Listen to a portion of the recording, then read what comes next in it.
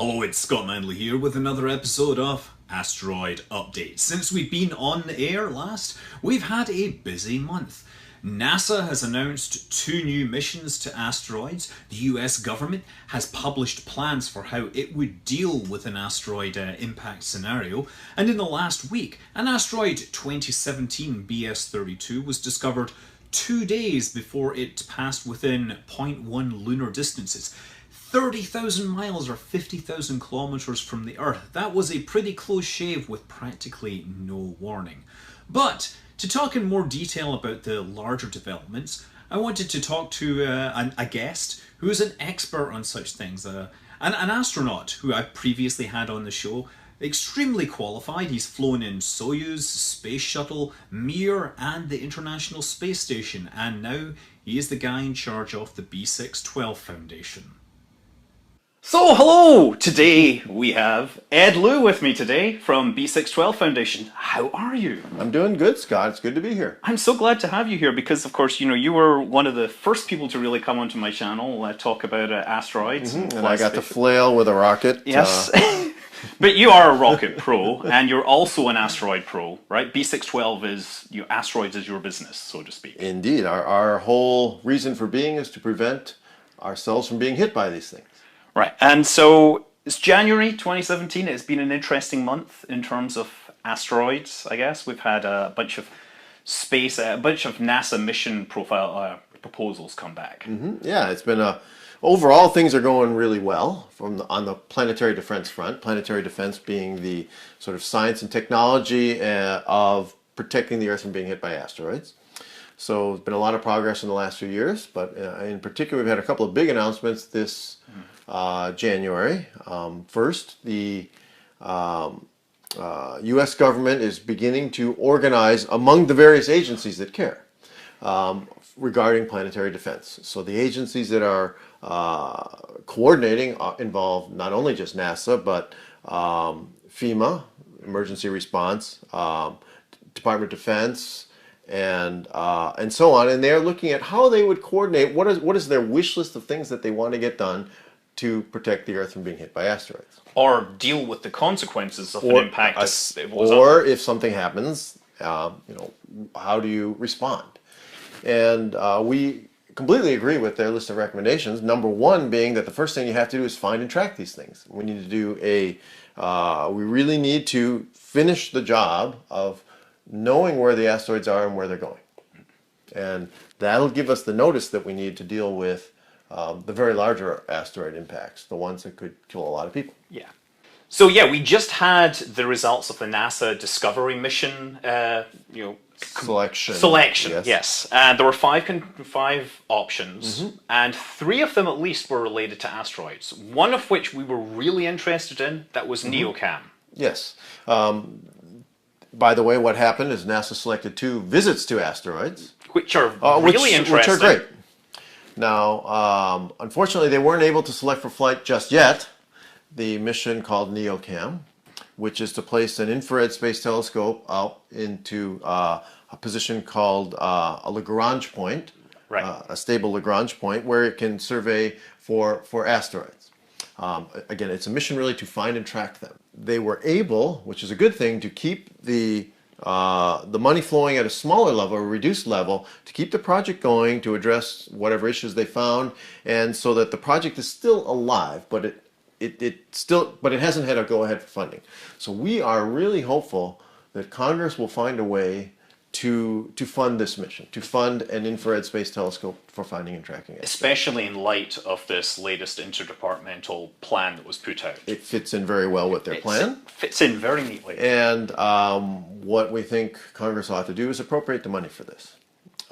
It's what's called a directed mission.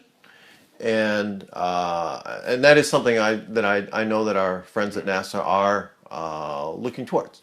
Because the reason that what has happened is planetary defense has been shoehorned into the Science Mission Directorate at NASA. Now, there's a lot of science involved. There's a lot of science. But the reasons for doing this are not wholly scientific, meaning protecting the Earth isn't, quote, science.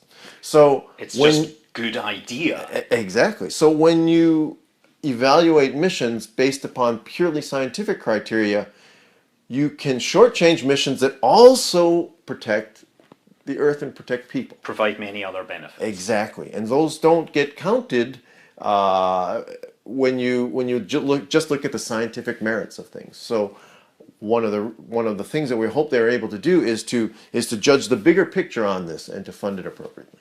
Yeah.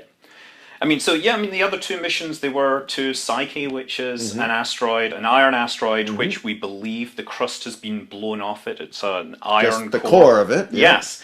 So, you know, impact's in there for sure. And the other is Lucy, which will visit the Trojans. Quite a number of and do sort of a grand flypast. tour of asteroids. I believe it's named after Lucy, the fossil skeleton of a very early hominid. I'd heard that it is not an acronym, which I find wonderful because I hate acronyms. Oh, what about Osiris Rex? That's the best acronym ever. Jeez, I worked at NASA for many years and I hate acronyms.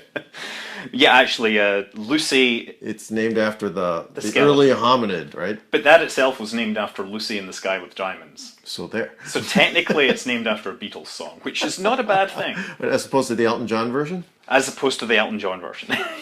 Or the William Shatner version. Oh, that was the best. Yeah, the most striking version. Depending upon your definition of best. Okay. Let's skip back to the benefit to humanity to not hearing that song. We are not going to take his songs and throw them into the sun. We'll play them incessantly unless you pay us. Okay, that's actually really funny stuff. I'm just trying. What else can we get in? What were we talking about? I don't know. We were talking. I was just trying to cover the asteroid mission. One other thing I would like to mention is that we at B612 Foundation are really looking at this whole problem writ large. One of the other things pointed out in the sort of wish list of government agencies from their goals for planetary defense is the importance of not just spotting them with your telescopes, but calculating where they're going. You know, and that is a bit of a subtle problem because you have many observations, but what you're really trying to do is piece together an orbit and calculate where those asteroids are going to be, and that's actually a challenging computational problem. And it's one of the things that we're looking at B612 is ways to do this and ways to break down the data so we really understand which ones are of concern and what are really what's happening here. Where might they hit if a particular asteroid is of concern and so on. And one of the other things that we're doing right now, which is really interesting, is that the asteroids that could cause damage on the ground can be as small as only, say, 40 meters across. Right. The asteroid that hit in Tunguska in 1908 on June 30th took out an area roughly the size of the LA basin.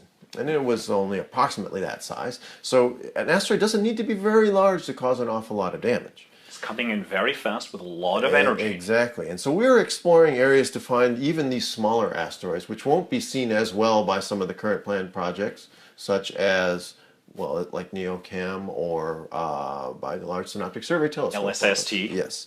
So there are some promising new technologies which we're investigating that could help us find these smaller asteroids, which you want to find in addition to the larger ones, of course.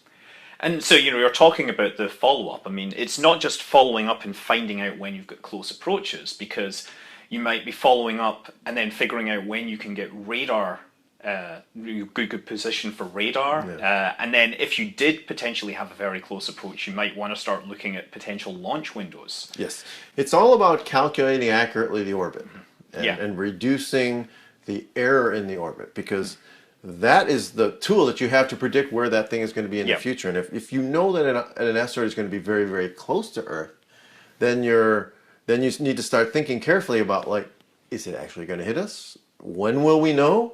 What are our options if it does? When do we need to make a decision by? When's our last chance to deflect it if we need to? Those sort of things all come into the equation of what do we do? Right. It's conceivable, for example, that you could get an orbit on an object, and the precision may not be great, but there might be a potential for an impact, but it's gone beyond the window of opportunity for discovery. However, you might then look and then realize the next window of opportunity would put you past the window of opportunity to deflect it. That would be then you're faced with a decision. Right. How do you deal with something that's potentially in the dark? Or can you build can you turn some other telescope on it and get more data, Right. get a further measurement, or even as sometimes the case, you can look for older observations where it's actually in the data but no one noticed it. Yeah, because And that's been done before. They're called precoveries. yeah. As opposed to discoveries. Indeed, and, you know, in the old days, people would get asteroids on their images of stars and stuff, and they would be mad at it because it ruined their nice picture. Yeah, sometimes you can go back to some of this older data and actually find that, oh, look, had we known about it, that it's there. And, and you get an extra data point, which allows you to more accurately calculate the orbit because you now have another place that you knew it went through at a particular time. Yeah. So thanks, Ed. That's been, you know, this has been a really great one. It's great to get to see you in person and not have you crashing spaceships. Just kidding. Those were virtual spaceships. Those were virtual spaceships, but asteroids are real and they're a real threat. And we're glad that we have smart people like you actually looking out for this problem in their daily lives. Well, thank you very much. It's always a pleasure talking. I love talking about asteroids. Oh, so do I. You know, they're really cool things because they are remnants of the early solar system. They tell us about the history of the solar system.